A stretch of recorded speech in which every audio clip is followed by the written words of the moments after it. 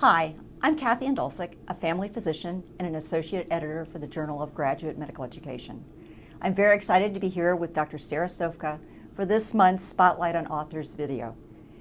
Dr. Sofka is Associate Professor and Program Director for the Internal Medicine Residency Program at West Virginia University School of Medicine.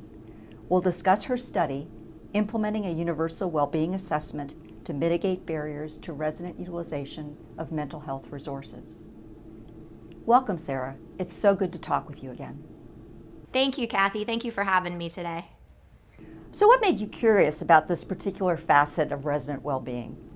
Well, we already had established at our institution a faculty and staff assistance program that we could utilize for residents or faculty members who needed any type of intervention, whether it be therapy, burnout assistance. And we had referred residents to this program who usually were in obvious crisis. So this was very few residents, but we found that after we referred them, that anecdotally we got very positive feedback from the resident. So we thought, well, what would happen if we just made this a universal program and scheduled all of our residents for an evaluation at our FSAP program?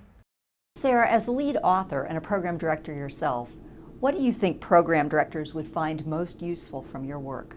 Well, I think the most exciting thing about this program and about our study is that I think we effectively address some of the barriers that we know exist for trainees to get help with burnout and anxiety and depression. We know certain things like convenience, being able to go to an appointment that's scheduled during regular business hours when you're supposed to be working. The stigma of your peers knowing, of your faculty knowing that you're going to see a therapist.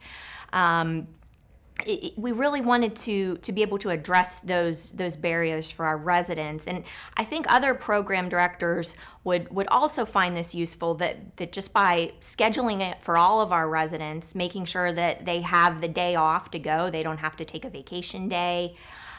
Everybody's doing it, so maybe I'm going to my appointment this week, you're going to your appointment next week. It's not a big deal. I don't need to be embarrassed about it.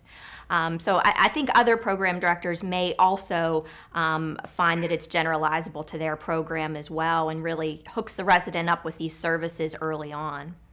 What can residents and fellows take away from your findings? The big thing that we want our trainees to take away is that they know that there are resources out there and that they are comfortable using the tools that are available to them to deal with things like burnout and anxiety and depression. The things that we know as doctors are something that we are going to deal with, not only as residents, but as we become independent practitioners as well. So I think that really is the big takeaway for our residents. Here are the tools to help you cope with these issues that you may already be experiencing or that you may experience in the future. Now that you've done such an impressive job for residents, what about the faculty?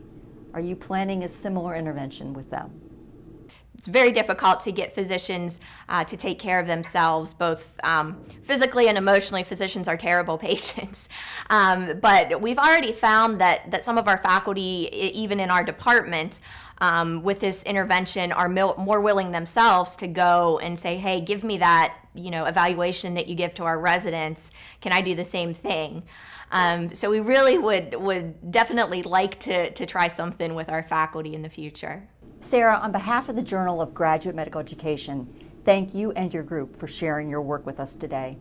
We all look forward to learning more from you and your team.